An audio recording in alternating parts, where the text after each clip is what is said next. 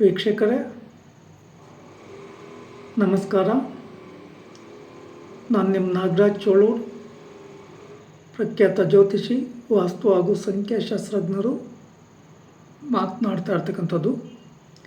ವೀಕ್ಷಕರೇ, ಇವತ್ತಿನ ಸಂಚಿಕೆಯಲ್ಲಿ ವೃಶ್ಚಿಕ ರಾಶಿಯವರ ಏಪ್ರಿಲ್ ತಿಂಗಳ ಗೋಚರ ಫಲಾಫಲಗಳು ಮತ್ತು ಪರಿಹಾರಗಳ ಬಗ್ಗೆ ತಿಳಿಸ್ಕೊಡ್ತಾ ಇದ್ದೇನೆ. ವೃಶ್ಚಿಕ ರಾಶಿಯ ವೀಕ್ಷಕರೇ, ನಿಮಗೆ ಇದೊಂದೇ ತಿಂಗಳು ಅವಕಾಶ, ಗುರುಬಲ ಇರ್ತಕ್ಕಂಥದ್ದು.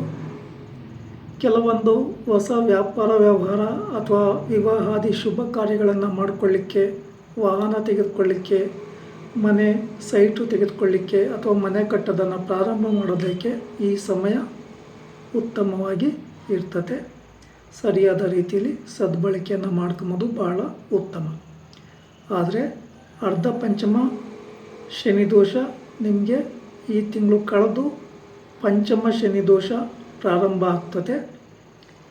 ಈ ಸಮಯದಲ್ಲಿ ಶನಿ ಭಗವಾನರ ಪ್ರಭಾವದಿಂದ ಹಣಕಾಸಿನ ವಿಚಾರಗಳಲ್ಲಿ ತುಂಬ ಏರಿಳಿತಗಳು ಕಂಡುಬರ್ತದೆ.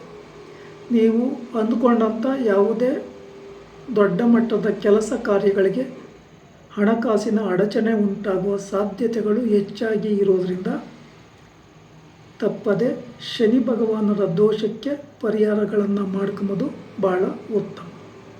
ಏನೆಲ್ಲ ಪರಿಹಾರಗಳನ್ನು ಮಾಡ್ಕೋಬೋದು ಅಂದರೆ, ಶನಿವಾರದ ದಿವಸ ಕಟಿಂಗ್ ಶೇವಿಂಗ್ ಮಾಡಿಸ್ಬಾರ್ದು, ನಾನ್ ವೆಜ್ ತೆಗೆದುಕೋಬಾರ್ದು, ಕಪ್ಪು ನೀಲಿ ಬಣ್ಣದ ವಸ್ತ್ರಗಳನ್ನು ಧಾರಣೆ ಮಾಡಬಾರ್ದು. ವಿಶೇಷವಾಗಿ ಶನಿ ಭಗವಾನರಿಗೆ ಎಳ್ಳೆಣ್ಣೆ ದಾನ ಕೊಡ್ತಕ್ಕಂಥದ್ದು, ಬನ್ನಿ ಪತ್ರೆ, ಬಿಲ್ವ ಪತ್ರೆ, ಪೂಜಾ ಸಾಮಗ್ರಿಗಳನ್ನು ಅರ್ಪಣೆ ಮಾಡಿ ಪೂಜೆ ಮಾಡಿಸ್ತಕ್ಕಂಥದ್ದು, ಎಳಬತ್ತಿಯನ್ನು ಹಚ್ಚಿ ದೇವಸ್ಥಾನದ ಸುತ್ತ 8 ಸುತ್ತು ಪ್ರದಕ್ಷಿಣೆ ಹಾಕಿ ಶ್ರದ್ಧಾ ಭಕ್ತಿಯಿಂದ ಪ್ರಾರ್ಥನೆ ಮಾಡ್ಕೊಂಬೋದು ಭಾಳ ಉತ್ತಮ. ಅಲ್ಲೇ ನವಗ್ರಹಗಳ ಸಾನ್ನಿಧ್ಯ ಇದ್ದರೆ 9 ಸುತ್ತು ಪ್ರದಕ್ಷಿಣೆ ಹಾಕಿ ನವಗ್ರಹ ಮಂತ್ರವನ್ನು ಜಪಿಸಿ ಪ್ರಾರ್ಥನೆ ಮಾಡಿಕೊಂಡು ಕೈ ಮುಗಿದು ಪೂಜೆ ಮಾಡಿಸೋದು ಭಾಳ ಉತ್ತಮ. ಶನಿ ಭಗವಾನರ ದೇವಸ್ಥಾನದಲ್ಲಿ ದೀರ್ಘದಂಡ ನಮಸ್ಕಾರ ಅಥವಾ ಅಡ್ಬೀಳೋದು ಉತ್ತಮ ಅಲ್ಲ. ಇನ್ನು ಈ ಶನಿ ಭಗವಾನರ ದೋಷಕ್ಕೆ ವಿಶೇಷವಾಗಿ ಶನಿವಾರ ಯಾವುದೇ ಹೊಸ ವ್ಯಾಪಾರ ವ್ಯವಹಾರಗಳನ್ನು ಪ್ರಾರಂಭ ಮಾಡಬೇಡಿ. ಸಾಧ್ಯ ಆದರೆ ಕಪ್ಪು ಎಳ್ಳಿನ ಸಿಹಿ ತಿಂಡಿಯ ಉಂಡೆಯನ್ನು ಬೇರೆಯವ್ರಿಗೆ ಹಂಚ್ಬೋದು ಅಥವಾ ಪ್ರಸಾದವಾಗಿ ಹಂಚೋದ್ರಿಂದಲೂ ನಿಮಗೆ ಶುಭಪ್ರದವಾಗಿ ಇರ್ತದೆ. ಇದಲ್ಲದೆ ನಿಮ್ಮ ರಾಶಿಗೆ ನಾಗದೋಷ ಪಂಚಮದಲ್ಲಿರೋದ್ರಿಂದ ಅದು ಸಹ ಶುಭಪ್ರದವಾಗಿರೋದಿಲ್ಲ. ತುಂಬ ಎಚ್ಚರಿಕೆಯನ್ನು ವಹಿಸಿ. ಸಾಧ್ಯ ಆದರೆ ನಿಮ್ಮ ಹತ್ತಿರದ ನಾಗನ ಸಾನ್ನಿಧ್ಯಗಳಲ್ಲಿ ಮಂಗಳವಾರ, ಷಷ್ಠಿ ಪಂಚಮಿ ದಿನಗಳಂದು ಅಥವಾ ಆಶ್ಲೇಷ ನಕ್ಷತ್ರ ಅಥವಾ ಅಮಾವಾಸ್ಯೆಯ ಪೌರ್ಣಮಿಗಳಂದು ಹಾಲಿನ ಅಭಿಷೇಕ ಮಾಡಿಸ್ತಕ್ಕಂಥದ್ದು ಅಥವಾ ಎಳನೀರಿನ ಅಭಿಷೇಕ ಅಥವಾ ಪಂಚಾಮೃತದ ಅಭಿಷೇಕವನ್ನು ಮಾಡಿಸ್ತಕ್ಕಂಥದ್ದು ಭಾಳ ಉತ್ತಮ.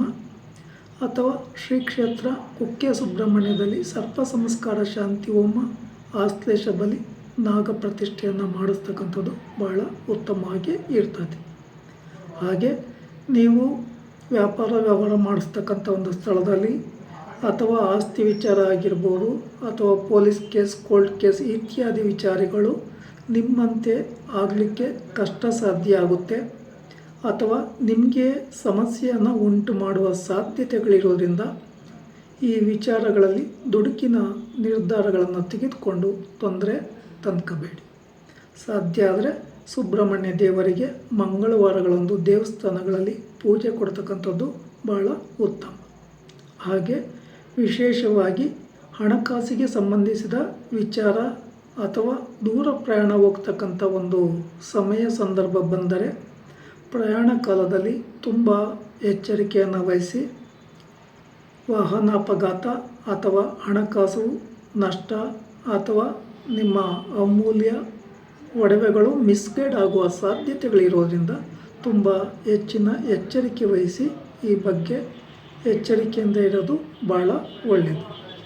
ಇನ್ನು ಈ ಸ್ನೇಹಿತರು ಅಂತ, ಆಪ್ತ ಸ್ನೇಹಿತರು ಅಂತ ಏನು ಹೇಳ್ತೀವಿ, ಅಥವಾ ಯಾರಾದರೂ ನಿಮ್ಮ ಜೊತೆ ಪಾರ್ಟ್ನರ್ಶಿಪ್ ವ್ಯವಹಾರ ಮಾಡುವ ಅಥವಾ ಎಲ್ಲಿಯಾದರೂ ನಾನು ಹಣ ಕೊಡ್ತೇನೆ ಅಥವಾ ನನ್ನ ಶೇರ್ ಮಾಡ್ಕೊ ಅಂತೇಳಿ ಬಂದರೆ ಇದು ನಿಮಗೆ ಆಘಾತವನ್ನು ಕೊಡುವ ಸಾಧ್ಯತೆಗಳು ಹೆಚ್ಚಾಗಿ ಇರೋದ್ರಿಂದ ಅಥವಾ ಇದರಿಂದ ಸಮಸ್ಯೆಗಳು ಉಂಟಾಗುವ ಸಾಧ್ಯತೆಗಳಿರೋದ್ರಿಂದ ಪಾರ್ಟ್ನರ್ಶಿಪ್ ವ್ಯವಹಾರ ಬೇಡ. ಅಥವಾ ಅವ್ರು ಕೊಡ್ತಕ್ಕಂಥ ಸಲಹೆ ಮಾರ್ಗದರ್ಶನವನ್ನು ತೆಗೆದುಕೊಂಡು ಸಹ ತೊಂದರೆಗೆ ಒಳಗಾಗೋದು ಉತ್ತಮ ಅಲ್ಲ. ಸಾಧ್ಯ ಆದರೆ ಗಣಪತಿ ದೇವರ ಆರಾಧನೆ ಅಥವಾ ಗಣಪತಿ ದೇವರಿಗೆ ಗರಿಕೆ ಪತ್ರೆ ಅರ್ಪಣೆ, ಬಿಲ್ಲ ಪತ್ರೆ ಅರ್ಪಣೆ ಮಾಡಿ ಶ್ರದ್ಧಾ ಭಕ್ತಿಯಿಂದ ಪೂಜೆ ಮಾಡಿಸ್ತಕ್ಕಂಥದ್ದು ಬಹಳ ಉತ್ತಮ. ವಿಶೇಷವಾಗಿ ನಿಮ್ಮ ರಾಶಿಗೆ ಮಾರುತಿ ದೇವರ ಆರಾಧನೆ ಮಾಡೋದು, ಮಾರುತಿ ದೇವರಿಗೆ ಬಿಲ್ವ ಪತ್ರೆ, ತುಳಸಿ ಪತ್ರೆಯನ್ನು ಅರ್ಪಣೆ ಮಾಡಿ ಪೂಜೆ ಕೊಡ್ತಕ್ಕಂಥದ್ದು, ದಿನನಿತ್ಯ ಹನುಮಾನ್ ಚಾಲೀಸ್ ಪಾರಾಯಣ ಮಾಡ್ತಕ್ಕಂಥದ್ದು ಬಹಳ ಉತ್ತಮವಾಗಿರ್ತದೆ. ನಿಮ್ಮ ನೆಗೆಟಿವ್ ವೈಬ್ರೇಷನ್ ಪರಿಹಾರಕ್ಕೆ ಇದು ಅತ್ಯಂತ ಸೂಕ್ತ, ಉತ್ತಮ.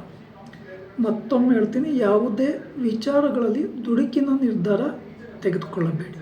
ವೀಕ್ಷಕರೇ, ಈ ವಿಡಿಯೋ ಇಷ್ಟ ಆಯಿತು ಅಂದರೆ ಲೈಕ್ ಮಾಡಿ, ಶೇರ್ ಮಾಡಿ, ಸಬ್ಸ್ಕ್ರೈಬ್ ಆಗಿ, ಆ ಲೈಕನ್ ಒತ್ತಿ, ಬೆಲ್ ಐಕನ್ ಒತ್ತಿ. ನಮಸ್ಕಾರ.